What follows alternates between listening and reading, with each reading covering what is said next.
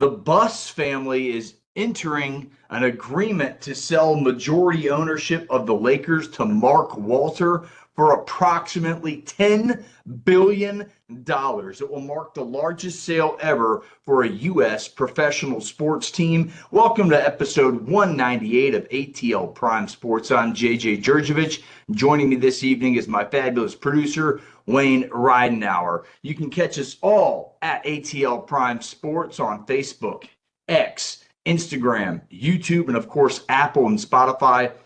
As always, if you like the content, please leave a like, subscribe to our content, and like all of our pages, again, at ATL Prime Sports for everything across the board. At JJ Get You One for my personal X, at RWY Jr. for Wayne, at Quarter Todd, who is out this evening celebrating his son's birthday, and at LG For Real, though, who is in a conference in Panama City Beach for work.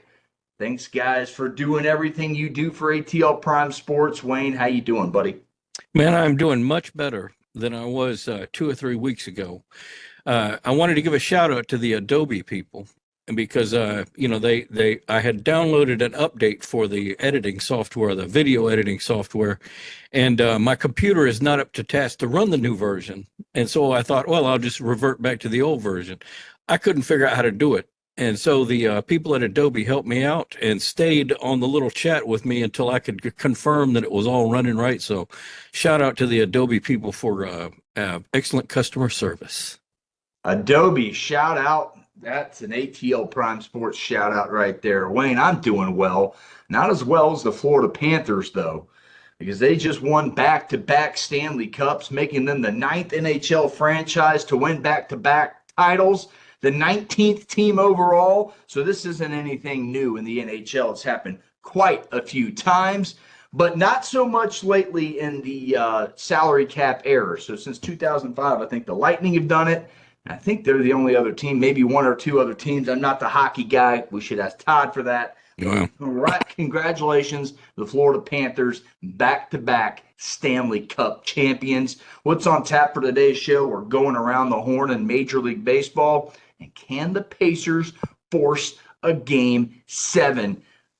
Starting off with Major League Baseball, the Braves won a thriller last night in Truist Park. The Tigers are still the best team in baseball, and the Cubs are still scoring a ton of runs. Let's go around the horn.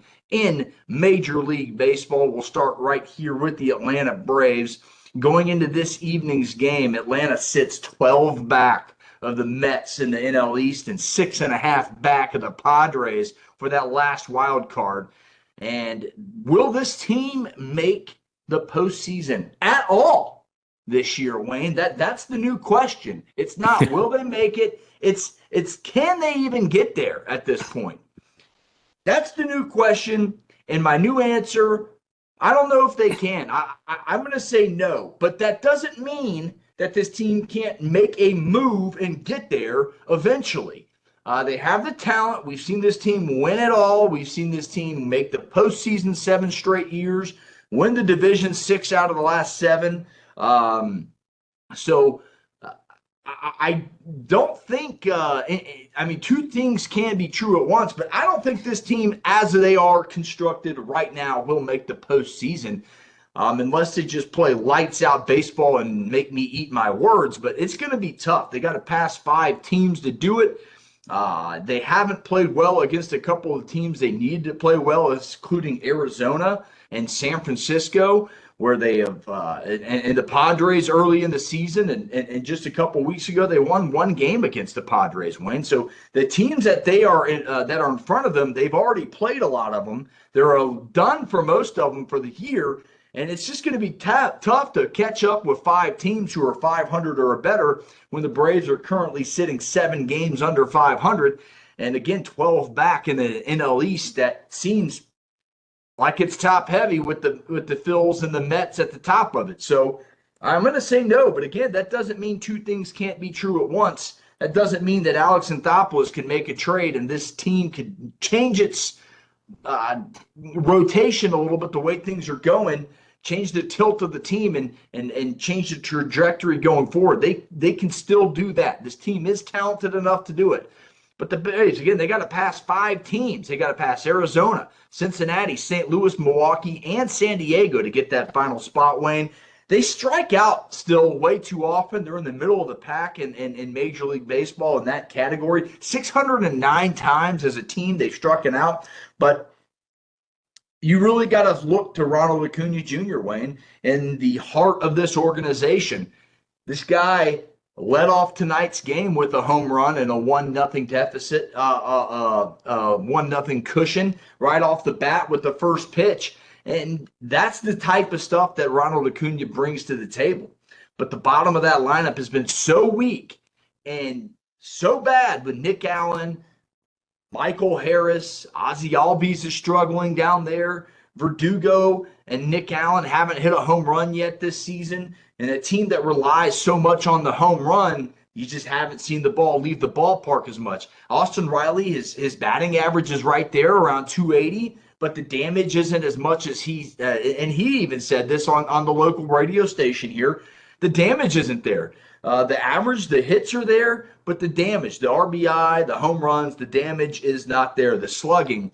And that's what's kept this team relevant for the last 6-7 years, is their ability to go get that clutch double. Now, they got it last night with Marcell Ozuna with the bases clearing double in the 8th inning, tied that bad boy up at 4. They ended up winning the game in extras, and again, a thriller at Truist Park last night, Wayne. But if it ain't for Ronald Acuna Jr., I don't know where this team is right now. He's coming off an NFL player, National League Player of the Week honors. He's batting .420 in the month of June, which is just unbelievable. And the guy's already got eight or 9 home runs on the young season. So this guy's an all-star candidate for a reason. I really hope he gets into the all-star game here in Atlanta in a month or so. That'd be great for Braves fans. But it's just, this team is too inconsistent at the rotation spot as well. The bullpen, that's been the most shaky. Raisel Iglesias did have a great 10th inning with the ghost runner on second base last night. Went 3 up, 3 down in that aspect. But look, this team has got to stop striking out, and they got to get better with runners in scoring position. Again, middle of the pack, I think 245 team average with runners in scoring position. You bump that up to 265, 270.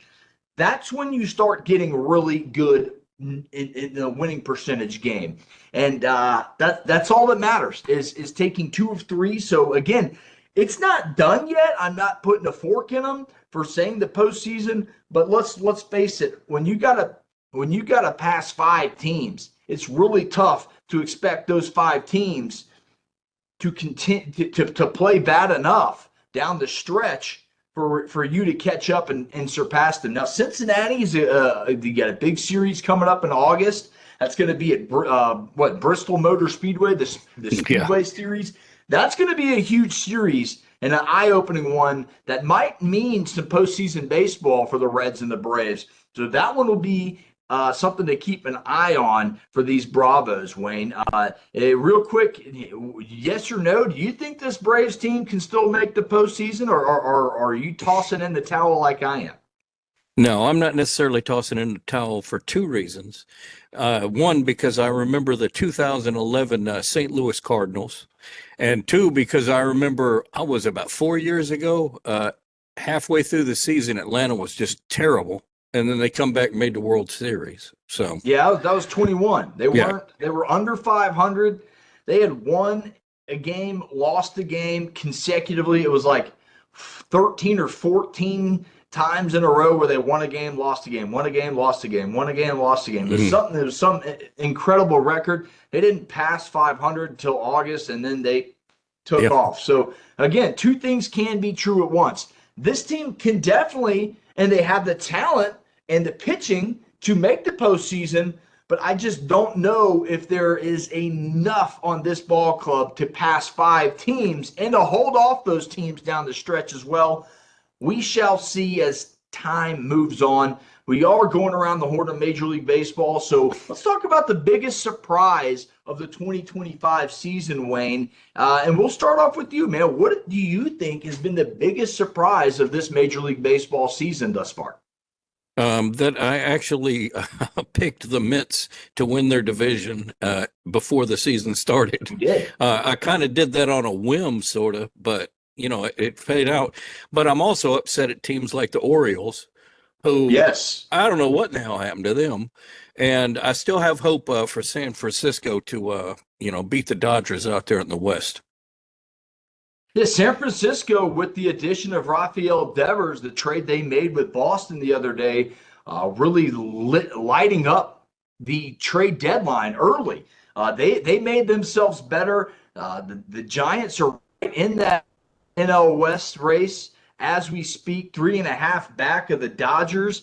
Game and a half up on the Padres. That's a really tight division. Yep. Arizona's only 8 games back, and then you throw in Colorado, who's nearly 30 games back. But yes, the Giants are still in a really, really good position. Very big surprise with the Orioles and how they're fit. I picked them to win that thing. I think everybody in this show picked the Orioles to win that division. They're in a last place, 11 games out. But again, same thing with Baltimore. They're just not scoring runs. They have a negative 75 run differential.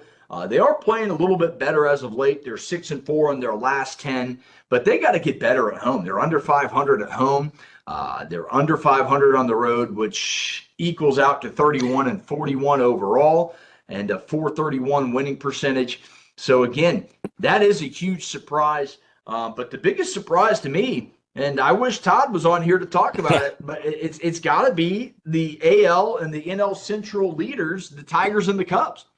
You go around and you look at the best team in baseball and you look at the stats and pitching and offense, man, Tigers are there.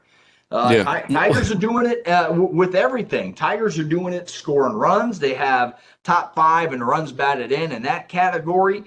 The Tigers do it with team ERA, a 3.34 team ERA. Their bullpen, 23 saves from 4 different players, Wayne. They have 2 guys with eight or more saves on that team, and that's 12 from their closer Vest. So it's very important to have that bullpen, and it's really showing its importance in Detroit, especially. And then Chicago, the north side. Go ahead, Wayne. I had picked Detroit to win that division, though. You did. And I think the reason I did was based on momentum from the end of last year, and I think that may have something to do with it. But, going back to Atlanta just for a little bit, do you think the closers, pitching closers, are a deficit right now for Atlanta, or does that need to improve at all? Absolutely. Going back to Raisel Iglesias, you could put that as a surprise. Raisel Iglesias is one of the game's best closers of the last 2-3 years. Comes to Atlanta this year and comes back into an Atlanta uniform this year, and you expect nothing less, but he's struggled. He's blown some saves. He's had some opportunities taken away from him. But again, last night, goes out in the 10th inning with the ghost runner on in extra innings and mows down the New York Mets. So that was really big and a confidence booster for Raisel. So I'm going to give him the benefit of the doubt moving forward, thinking he gets it together. And he gets that changeup, that off-speed pitch working along with his fastball, and that makes that fastball even more seem like it's even faster when that changeup is working, and it complements the pitch extremely well. But yeah, going back, Cubs, Tigers, biggest surprises for me. Cubs plus 107 run differential, 99 home runs, 5th in Major League Baseball. Chicago's 2nd in Major League Baseball and runs batted in at 382. They manufacture runs real well in Chicago. They're able to get on base, 90 steals. It's tied for 2nd in Major League Baseball in the big leagues. And they do a good job of manufacturing runs, as I was just saying. It keeps you in games all the way till the end. And I can't tell you how important that is, because in Atlanta, you take Atlanta's situation, Acuna can't really steal the bag yet. I don't know if he has a stolen bag yet this season. And that is huge. When Acuna got on base before the injuries, he walked, he was getting to second base in that 40-70 23 MVP season. So again, manufacturing those runs is huge. The Cubs are doing it in a great way. They're just outscoring everybody, and the Tigers are doing it in the front line, the back of the bullpen, and Parker Meadows has come back. Javier Baez, you've seen a resurgence in him. Struble is MVP, Cy Young caliber pitcher this year. So the Tigers right now, Torkelson's playing at a great first base defensively. He's still swinging a pretty good bat out there. Riley Green still got a good arm out there. And I'm just excited to see this team grow. And it reminds me of the Baby Braves from 2017 to 18. They made that postseason pitch. 19, they got there. 20, they got to the LCS. 21, they won it. So you're on about a 3 or 4 year trajectory where maybe you see the Detroit Tigers pull a Baby Braves, get all that talent, acquire it, and go to the stars with it. So those are my two biggest surprises. The Tigers in the Central, the Cubs in the Central, and they're doing it on all sides of the baseball. So, Wayne, give me one more surprise for you, and then we can get out of here and go to some NBA talk. Well, this is not necessarily a surprise, but I myself, along with a lot of people who are Texas Rangers fans, are still thinking about this new prospect they got coming up. I'm going to try to pronounce his name, Dave Alito or something like that. It's Dave Alito, I believe. Yeah, and that's something that we've got coming up, and well, I'm anxious to see what happens with that. Yeah, it should be fun. Like I said, there's a lot of surprises you can talk about. I mentioned a couple of them. You mentioned a couple of them. And if you told me the biggest surprise of the season is the Orioles not that was crazy, living up to expectations, I could agree with that. So there's tons of them. Shohei Ohtani pitched the other night for his first inning. He can't go back and do a rehab start, so he's got to do a rehab start on the fly. That's been a pretty interesting story. And again, the Giants getting Rafael Devers, that's been the biggest acquisition thus far in season. And might turn the light switch on for the San Francisco Giants. They need it. They do need it. That wraps up our Major League Baseball talk. We've gone around the horn. Now, let's get to the NBA Finals. Oklahoma City is up 3-2 on the Pacers. In those finals, can the Pacers get the series back to OKC for Game 7? Game 6 tips off Thursday night at 8:30 on the old ABC. Pacers have a real shot at home, Wayne. They're 7-3 this postseason at Gainbridge Fieldhouse. I like their chances to push a Game 7. What do you say? Well, I'm right now, as far as hockey and as far as NBA goes, in these playoffs, since my team either wasn't there or got knocked out, I'm having to make this decision that I guess a lot of sports fans do is, do you pull for the team that's in your division, or do you pull for the team, or do you pull against the team that beat you? And so as far as like OKC, I really don't care for them because they're in the same division, same Western Conference as Memphis. And I guess the Pacers are all right, but like I said, it's hard to say how are you going to pick your team. It was a little bit easier in hockey because I kind of appreciated Florida's. Well, I don't want to give it up. We got an NHL segment coming up, so yeah, we're going to talk a little NHL. You're going to talk a little NHL in your final thought, it sounds like. I'm going to do some college baseball, a little teaser for you. But yeah, it's not going to be easy for Indianapolis. Halliburton, little injured, little dinged up, questionable for Game 6. Had a bad performance in Game 5, 0 from the field there. Won't be easy for Indy. Again, SGA is having a hell of a postseason run, joining 3 of the best players to ever suit up. Kobe Bryant, Hakeem Olajuwon, and Michael Jordan as the only players to ever score 30-plus points 15 or more times in a postseason run, and a single postseason run, I should say, not over time. But you join those 3 names, I think a Larry O'Brien trophy's right in their near future. All they got to do is get it done in Indianapolis on the road, which they fared fairly well. They already won there one time this series, so we'll see. But SGA, man, what an unbelievable postseason run this is, averaging 30 points, above 30 points to be exact. And it's just been fun to watch these two mid-market teams go at it.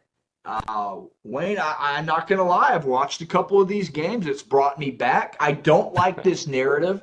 The NBA, the viewership's down because it's not L. You know what? It might be down because it's a mid-major market. But I don't like that narrative. I don't like that narrative at all because these two teams have worked their asses off to get to this point. You have a fresh champion. Sure, the Pacers have won it in the ABA. Sure, the Thunder won it in Seattle as the Supersonics. But this will be a new championship, in my opinion. Completely new for both franchises. Something to reinvigorate fan bases across the National Basketball Association. Because let's face it, the NBA, for over 50% of their championships, it's either two teams. It's either LA or Boston. And to me, I don't think that's good for a league. I think the NFL, where you have very few repeat champions, the Kansas City, who's had this dominant run as a mid-major market, as I'm calling it. It's just stuff like that to me is refreshing. But the national media just puts it as a downfall because not many people are. Of course, less people will watch it. But again, I don't think that's necessarily bad for the sport when you have fresh champions being crowned. Yeah, well, I think another thing, like you were saying, and like I was saying earlier, if you're really a fan of the sport, you're going to continue watching even if your team's out, and you're just going to make a decision. Do I pull for somebody in my division or my conference, or do I pull against the team that beat us? But so I don't think having different teams up there each year is a problem. And like you said, if it's the same two teams every year, after a while, you just go, I really don't care anymore. We'll wait till next year. So it gets stagnant if it's the same two teams every year. And when I was in I guess 6th, 7th grade or something, I thought the only two NBA teams that existed was the Celtics and the Lakers because that's all that you'd see on TV. Oh yeah. Well, man, it's been a great NBA postseason. Again, kind of glued to the television and former Pacers, Reggie Miller guy. It's been pretty fun for me to watch, but I do think it's going to be pretty tough for Indiana to force that Game 7. They can do it, though. They got the home court advantage, at least for Game 6. Right. And then it goes back out to the Midwest, the Great Plains, and Oklahoma City for Game 7, if that's there. Again, 8:30 tip Thursday night on ABC. Wayne, any final thoughts for the NBA, buddy? No, I think I'm all right with the NBA. Of course, I'll watch the games and just for the entertainment. But again, I don't really know which team I'm pulling for. Maybe I'm just watching it to see what happens. Yeah, it's what it's all about. Again, I like the fact that we're going to crown a new champion. And again, we talked in the live show last week with David Shepard. He corrected me. Yeah. It's a new champion. It's a new champion. Okay. It's no longer Golden State. It's not San Antonio. It's not Cleveland, Miami, LA, or Boston. I don't think and the Bucks. You throw the Bucks in there a random year as well. So it's to me, it's just absolutely refreshing, a breath of fresh air for the sport. If the viewership's down, so be it. I just think a new champion occasionally is pretty good for any sport.